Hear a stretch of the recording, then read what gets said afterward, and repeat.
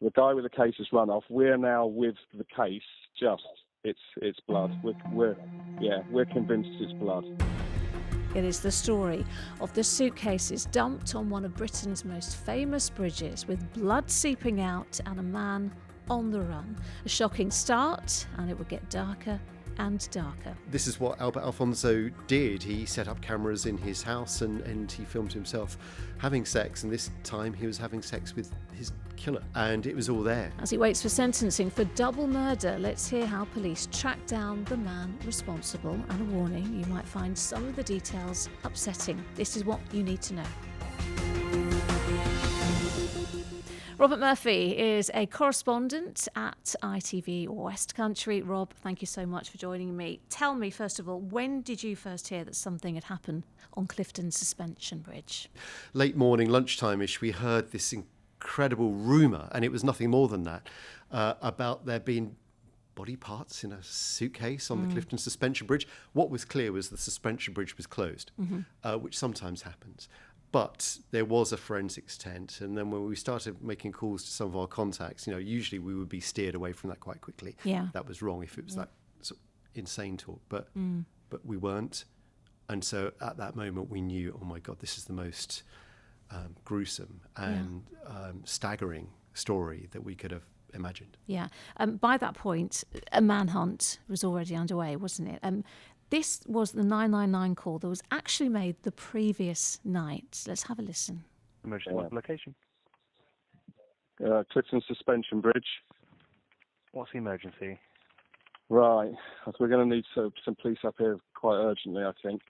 We had a gentleman up here who was dragging a case behind him. The case, the wheels are broken and what have you. He says there's car parts and what have you. It's got to be funny. The case is broken and it looks like it's really heavy and there's blood coming out of it. The guy with the case has run off. We're now with the case. It's blood. We're convinced it's blood. Oh, goodness me, Rob, what a gruesome discovery for anyone stumbling across that. The police quickly confirmed that the suitcases did, indeed contain human remains. They also had a photo of a man that they were after.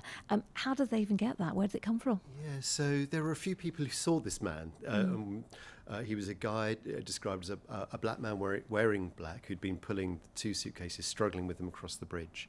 And so there were two security staff from the bridge who worked there night and day. But there's also a cyclist who spoke Spanish, and it was clear this guy didn't speak any English or hardly any English. But the cyclist who pulled over had a little GoPro camera on his, I think it was on his helmet, which was recording, spoke some Spanish. And the guy said to him something like, you don't believe what they do to me, whatever he's talking about.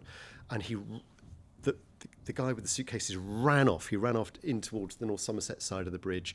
So the cyclist, incredibly brave, cycled after him, and there's this footage of him confronting him, and he seems to be knocked down, and then the guy just runs off. But that was enough for them to take a couple of freeze frames of the video to get a really good picture of what the man looked like. Goodness me. Now, you spoke to another witness, actually former HTV News sports presenter, Roger Malone, and this is what he saw.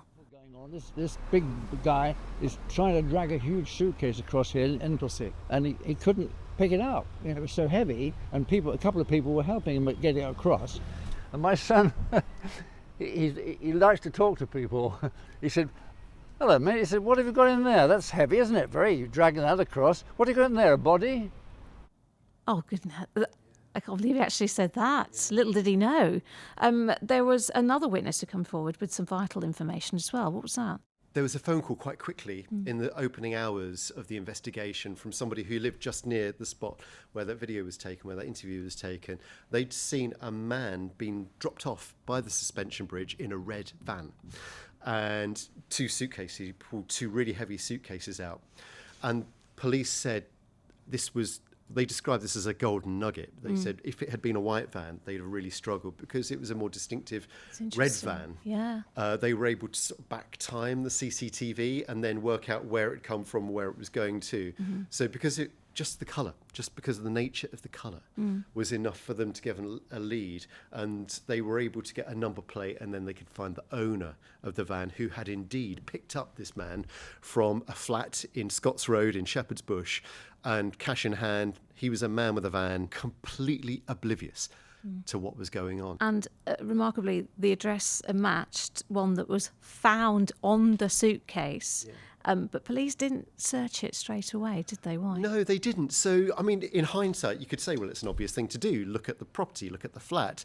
But they did do some initial looks, and the person who owned the flat had a mobile phone, and he wasn't there. The phone was moving around in another part of London. So he looked as if he was okay, and he looked as if he wasn't a victim, he looked as if he was okay.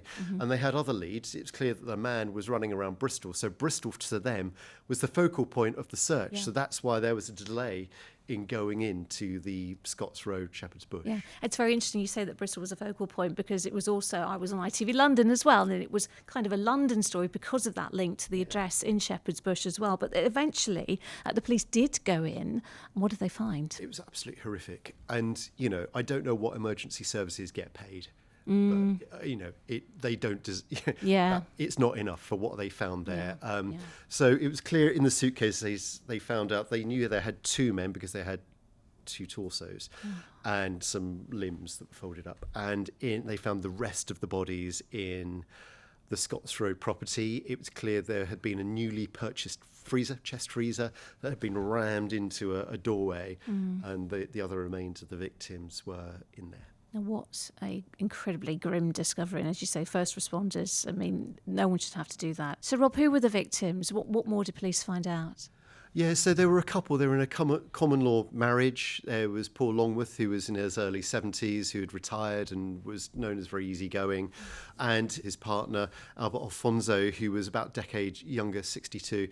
And friends say they didn't have a particularly sexual relationship, but Albert Alfonso was very sexually prolific, and he had lots of partners. He was into extreme porn and would video himself with other partners. Paul wasn't part of this, but he had a separate life, really, where he at his home would set up cameras, and this is how he had met the man who we now know as Yostin Mosquera, who was from Colombia.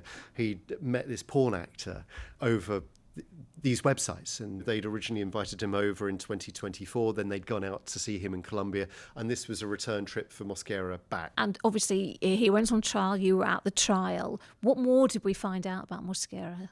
Yeah, so Mosquera's in his mid-30s. He had a daughter, we believe, a partner in Colombia, but he was a porn actor, and he did, you know, lots of work, and there was this connection with Albert as well.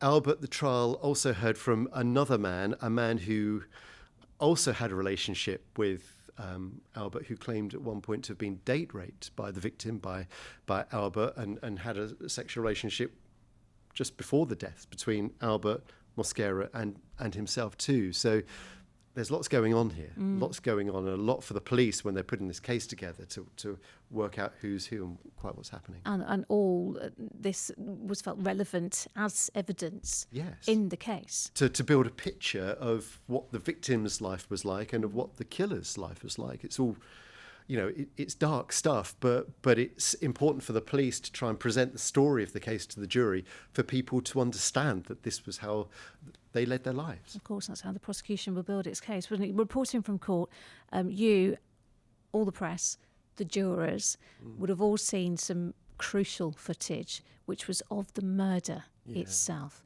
Very disturbing. It is, and it's very intimate as well. I mean, it's during, you know, sex. This is what Albert Alfonso did. He set up cameras in his house and he filmed himself having sex, and this time he was having sex with his killer. And it was all there. It was filmed on a 2-camera shoot, and it was played to the jury, it was played to the press, it's played in front of all the barristers and everyone.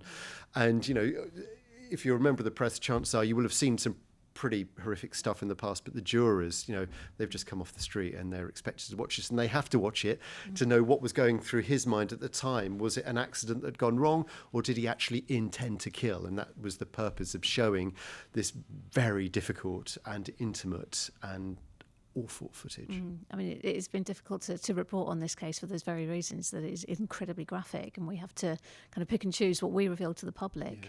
Mosquera, he'd been on the run for 48 hours. His phone identified but turned off. When did police get their breakthrough in actually finding him? Yeah, so by now, Avon and Somerset had given up the inquiry to the Met Police, which were leading it because of the Scots Road element. But nobody knew where this guy was. He was probably at this point the most photographed criminal in Britain, yet he just like disappeared like that. But he had turned on his phone. Okay. And because of that, it was pinging off the cell masts, and the Met located him and called Avon and Somerset Police and saying, he's still in Bristol. Here is where he is. Go find him. Remarkable. It was that kind of joint work between different forces that actually helped find him in the end. But despite him being found in the middle of town, Rob, and Detective Inspector Neil Mead from Avon and Somerset Police said this time, until his arrest, there'd been no further sightings of him reported, including that night. And I still find it surprising to this day that he's walking through Bristol right during the nighttime economy on a Saturday, Friday night, Saturday morning, walking through the centre of Bristol with one shoe on, having had his picture put all over the press, and nobody phoned us to say they'd seen him, which was quite a concern for me. He was convicted in July of murdering both Paul Longworth and Albert Alfonso. We are approaching sentencing. His actions were cruel and despicable, but in many cases inexplicable. Are we any closer to finding out why he did what he did? Yeah, so by looking at his phone and looking at his search history, he was clearly after money. He had been looking at the value of the Scots Road property, and there was evidence showing that he had murdered Paul first, hid the body under a bed in Scots Road, and then was looking online at the bank accounts and things like that. And then he later murdered Albert, and then soon after was plugging in hard drives and getting passwords and trying to transfer money from their accounts into his, using their bank cards to try to get money out. And he was successful for a few £100s, but not more than that. So money appears to be the driver. What is inexplicable is the sheer dim-wittedness of it, frankly. Firstly, why kill them? Why? B, why dismember them?